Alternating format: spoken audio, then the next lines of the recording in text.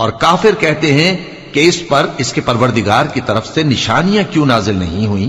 کہہ دو کہ نشانیاں تو اللہ ہی کے پاس ہیں، اور میں تو کھلم کھلا خبردار کرنے والا ہوں۔ کیا ان لوگوں کے لیے یہ کافی نہیں کہ ہم نے تم پر کتاب نازل کی جو ان کو پڑھ کر سنائی جاتی ہے؟ کچھ شک نہیں کہ مومن لوگوں کے لیے اس میں رحمت اور نصیحت ہے۔ کہہ دو کہ میرے اور تمہارے درمیان اللہ ہی گواہ کافی ہے۔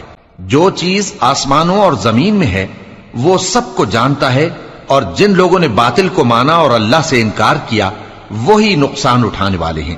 اور یہ لوگ تم سے عذاب کے لیے جلدی کر رہے ہیں، اور اگر ایک وقت مقرر نہ ہو چکا ہوتا تو ان پر عذاب آ بھی گیا ہوتا، اور وہ کسی وقت میں ان پر ضرور اچانک آ کر رہے گا اور ان کو معلوم بھی نہ ہوگا۔ یہ تم سے عذاب کے لیے جلدی کر رہے ہیں، جبکہ دوزخ تو کافروں کو گھیر لینے والی ہے۔ جس دن عذاب ان کو ان کے اوپر سے اور ان کے پیروں کے نیچے سے ڈھانک لے گا، اور اللہ فرمائے گا کہ جو کام تم کیا کرتے تھے اب ان کا مزہ چکھو۔